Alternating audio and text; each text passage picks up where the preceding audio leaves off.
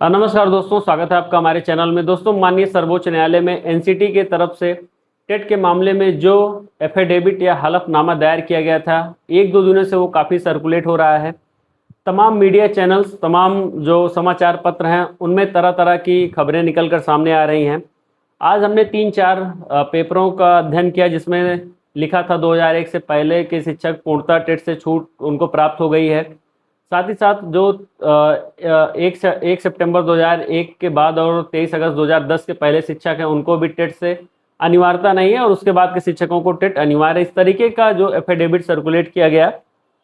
तो हम बात करेंगे कि आखिर में जो माननीय सर्वोच्च न्यायालय में एफिडेविट दायर किया गया, ये कब दायर किया गया, किसके माध्यम से ये दायर किया गया और एफिडेविट आज क्यों सर्कुलेट हो रहा है, इसके बारे में बात करेंगे।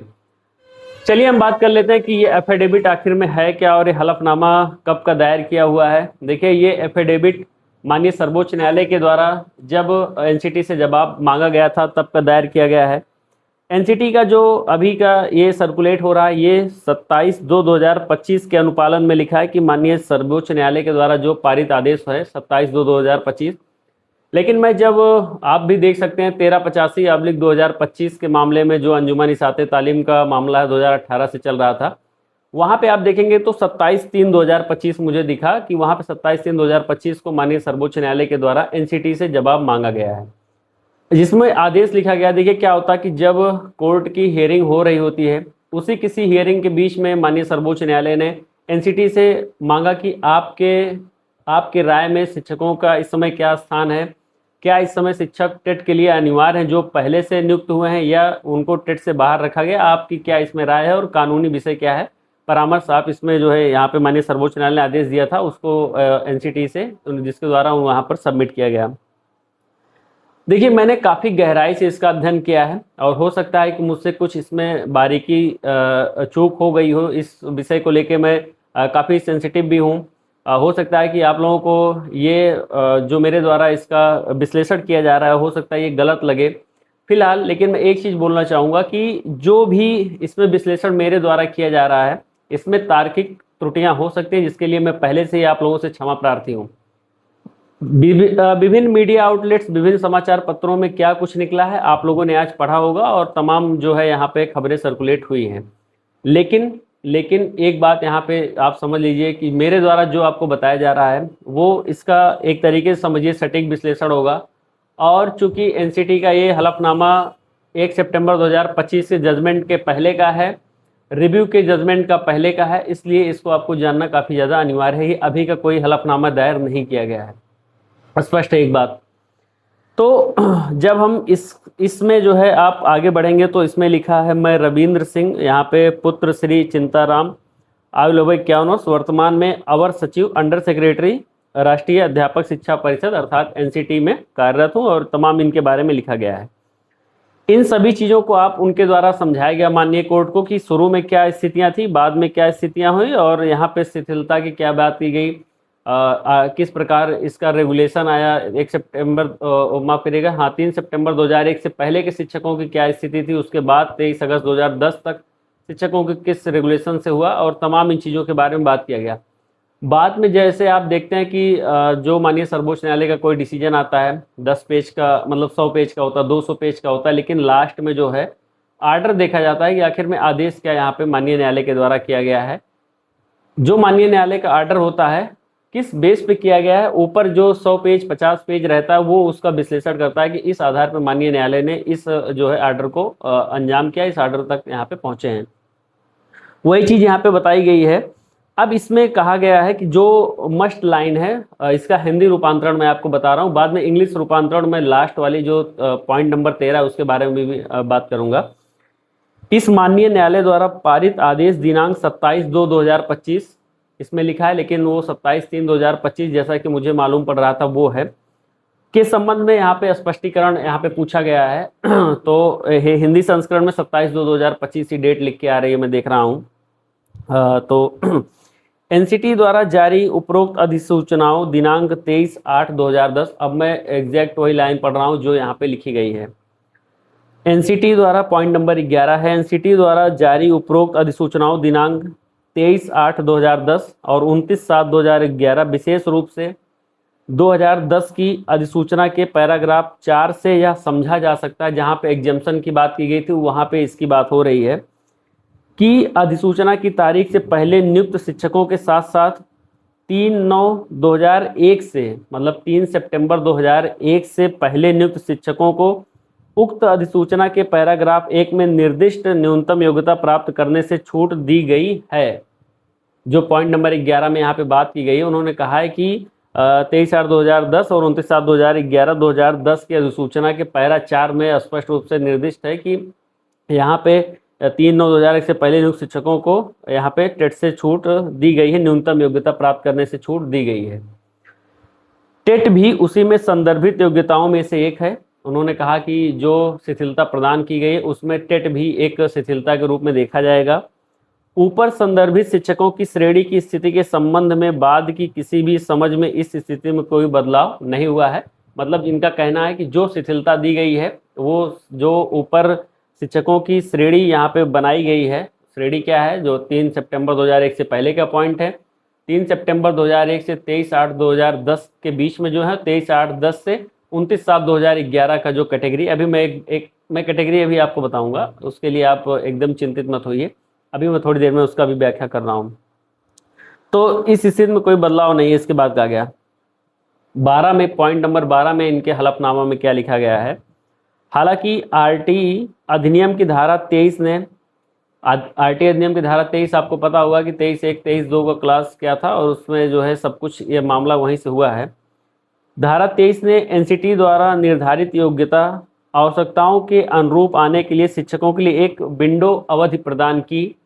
लेकिन इसे इस रूप में नहीं लिया जा सकता कि छूट के संबंध में एनसीटी द्वारा अपनाया गया रूप इस प्रावधान द्वारा प्रतिस्थापित हो जाता है। यह देखा जा सकता है कि ऊपर पैराग्राफ 10 में संदर्भित दिनांक 3/8/2017 का डेट, जो अमेंडमेंट का डेट था 2017 वाला, के पत्र को शिक्षकों की उस श्रेणी के संदर्भ में देखा जाना चाहिए जो शिक्षण के विषय में अप्रशिक्षित हैं, और इसलिए सही ढंग से आग्रह किया गया था कि सभी सेवारत अप्रशिक्षित शिक्षकों को अन्य शैक्षणिक योग्यताओं के साथ साथ न्यूनतम शिक्षक प्रशिक्षण योग्यता प्राप्त करनी चाहिए। जो 3/8/2017 के पत्र में बोला गया था कि जो न्यूनतम योग्यता है, न्यूनतम अर्हता है, वो यहाँ पे इनको प्राप्त कर लेनी चाहिए। अब आता है आपका पॉइंट नंबर 13। पहले हिंदी पढ़िए, फिर उसके बाद इंग्लिश में बताएंगे, उसके बाद उसका विश्लेषण क्या है वो आपको बताता हूँ। हिंदी वाले पैराग्राफ में लिखा है, आपके पास होगा, आप भी देखिएगा। उपरोक्त पृष्ठभूमि में एनसीटी सादर प्रस्तुत करता है कि प्रचलित भर्ती नियमों के अनुसार शिक्षक प्रशिक्षण व्यावसायिक योग्यता के बिना 3 सितंबर 2001 से पहले में नियुक्त प्रत्येक शिक्षक, साथ ही 3/9 मतलब 3 सितंबर 2001 और 23/8/2010 कैटेगरीज देखिए आप, 3 सितंबर 2001 के पहले के शिक्षक, 3 सितंबर 2001 और 23/8/2010 के बीच के एनसीटी विनियम 2001 के अनुसार नियुक्त शिक्षक, मतलब जो 3 सितंबर 2001 के बाद नियुक्त हुए और 23/8/2010 के बीच में हुए, वो जो एनसीटी का विनियम था 2001 उसके अनुसार वो हुए हैं। 23/8/2010 तथा 29/7/2011 के बीच, यानी वह तारीख जिस दिन एनसीटी ने आरटी अधिनियम के संदर्भ में 31/3/2010 की अधिसूचना के अनुसरण में अधिसूचना जारी की थी, ब्रैकेट बंद हुआ है, नियुक्त शिक्षक नियुक्ति के साथ साथ पदोन्नति के लिए भी टेट प्राप्त करने के लिए बाध्य अनिवार्य हैं। एनसीटी का जो ये लास्ट का 13वां जो पॉइंट है सबसे लास्ट में, उसके बाद इन्होंने अपना पूरा शपथकर्ता का नाम लिखा, रविंद्र सिंह अवर सचिव, और आज दिनांक 5 मार्च 2025 से यहाँ पे लिखा हुआ है, वो है सत्यापन वेरीफाई अपना सब कुछ किए हैं। इंग्लिश में ध्यान से पढ़ सुन लीजिएगा, उसके बाद मैं बताता हूँ कि अब आखिर में हुआ क्या है। इंग्लिश में पॉइंट नंबर 13 है, in the above background the NCT states and respectfully submits that every teacher in service appointed before 3/9/2001 in accordance with the prevalent recruitment rules without possession of the requisite teacher training professional qualification, as well as the teachers appointed between 3/9/2001, यहाँ पे लिखा 3 सितंबर 2001 and 23/8/2010 मतलब 23 अगस्त 2010 in accordance with the NCT determination of minimum qualification for recruitment of teacher in schools regulations 2001 regulations का ये पूरा नाम यहाँ पे लिखा गया है। And between 23/8/2010 and 29/7/2011 the date in which NCT issued the notification in terms of the RT act in pursuance of a notification dated 31/3/2010 are mandated to acquire TET for the appointment as well as for promotions। यहाँ पे ये बात आपको स्पष्ट रूप से लिखी गई है, आप कहिएगा तो हम आपको ये चीज़ें आपके मतलब को से सेंड भी कर देंगे, तो इसमें कोई डाउट नहीं है। और इसके बाद यहाँ पे लिखा गया है। अब इसका मतलब क्या हुआ आपको मैं बता दे रहा हूँ। विभिन्न जो पेपर हैं उनके पीछे मत भागिए कि उन्होंने कहा कि 3 सितंबर 2001 के पहले के शिक्षकों को छूट है और उसके बाद प्रमोशन में सिर्फ उनको रहेगा। अब बता रहा हूं कि आपकी स्थिति अभी क्या है। 3 सितंबर 2001 से पहले नियुक्त सभी सेवारत शिक्षक जो उस समय लागू भर्ती नियमों के अनुसार उनका अपॉइंटमेंट हुआ है, चाहे उनके पास आवश्यक शिक्षक प्रशिक्षण व्यावसायिक योग्यता ना भी हो। 3 सितंबर 2001 के पहले के सभी नियुक्त शिक्षक चाहे उनके पास आवश्यक शिक्षक प्रशिक्षण व्यावसायिक योग्यता ना हो, मतलब जो आज की चाहे वो इंटर पास हो या आज जैसे ग्रेजुएशन पास मांगा जाता है यूपी में, पहले इंटर ही पास थे तो तब भी ठीक है, तब भी 3 सितंबर 2001 के पहले के शिक्षक, इसके साथ ही 3 सितंबर 2001 से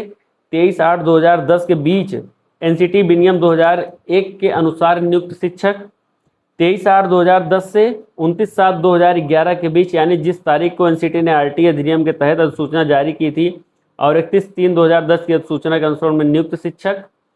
इन सभी के लिए नियुक्ति के साथ साथ पदोन्नति प्रमोशन के लिए भी टेट शिक्षक पात्रता परीक्षा उत्तीर्ण करना अनिवार्य है। ये चीज़ें हैं जो आपके लिए लागू की गई है और मैं आपको स्पष्ट रूप से बता दिया हूँ कि आखिर में क्या कुछ है। कुल मिला के जो 2017 का अमेंडमेंट हुआ जिसमें कहा गया कि 31 मार्च 2015 तक जितने भी कार्यरत शिक्षक हैं सभी को 4 साल के भीतर, बाद में 5 साल बढ़ाया गया। उसमें कहा गया कि उस रेगुलेशन में ये भी बात थी कि केंद्र सरकार इसमें छूट नहीं दे सकता है, टेट से छूट नहीं दे सकता है, हालांकि केंद्र सरकार समय अवधि जरूर बढ़ा सकता है, इस तरीके की बात की गई। तो इस एफिडेविट के आधार पे ही जो माननीय दत्ता जी हैं उन्होंने इस जजमेंट को परस्यू किया, इस जजमेंट को सुनाया था। तो बस एक ही बात कहनी है कि अभी जो ये लेटर सर्कुलेट हुआ है, देखिए मैं वीडियो नहीं बना रहा था काफ़ी दिनों से, बीच में थोड़ा सा प्रॉब्लम हुआ, कुछ स्वास्थ्य को लेकर समस्याएं उत्पन्न हुई, उसी में ग्रीष्मावकाश भी हुआ, फिर उसके बाद घर पे जाने के बाद इस तरीके की चीज़ों में आप उलझ जाते हैं कि फिर आपको वीडियो बनाने का समय भी नहीं मिलता है, तो इसलिए वीडियो नहीं आया। अब आपको वीडियो कंटिन्यू मिलेगा जो भी इससे रिलेटेड होगा। बहुत अच्छी बात है कि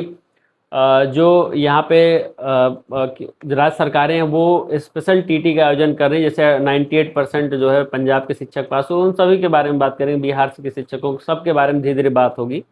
टाइम वाइज बात होगी। तो इसके अनुसार जो मेरे अनुसार जो मेरी समझ है, हो सकता है कि मैं गलत हूँ लेकिन इसके चांसेस कम हैं,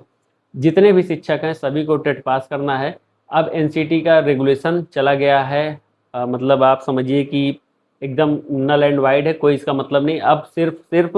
दत्ता जी का जजमेंट अभी यहाँ पे है और उस जजमेंट को कोई बदल सकता है तो वो केंद्र सरकार है। केंद्र सरकार के अलावा किसी के पास भी इस समय पावर नहीं है, यहाँ तक कि एनसीटी के पास। दत्ता साहब ने साफ बोला था एनसीटी को, एनसीटी रेगुलेशन को अप्लाइड करवाएगी, रेगुलेशन को मतलब कि फॉलो करवाएगी, एनसीटी रेगुलेशन नहीं बनाएगी, मतलब कि छूट देने का जो प्रावधान है वो एनसीटी के द्वारा नहीं हो सकता। दत्ता जी का स्टेटमेंट रिव्यू वाले में सुन लीजिएगा। अगर न्यूनतम आहारता में छूट देनी है तो वो केंद्र सरकार ही न्यूनतम आहारता में छूट दे सकता है, और इसको अब मौलिक अधिकार से जोड़ के देखा जा रहा है। तो एक चीज़ मान के चलिएगा कि केंद्र सरकार ही इसमें राहत प्रदान कर सकती है, और केंद्र सरकार के ऊपर प्रेशर बनाइए, जो भी शिक्षक संगठन है, जो भी लोग हैं, इसके बारे में बात करेंगे। फिलहाल एफिडेविट का ये मतलब था और काफ़ी लंबी वीडियो बन रही है। मैं फिर आपसे किसी और वीडियो में बात करूंगा, तब तक फिर मिलते हैं किसी नेक्स्ट वीडियो में, तब तक के लिए बहुत बहुत धन्यवाद।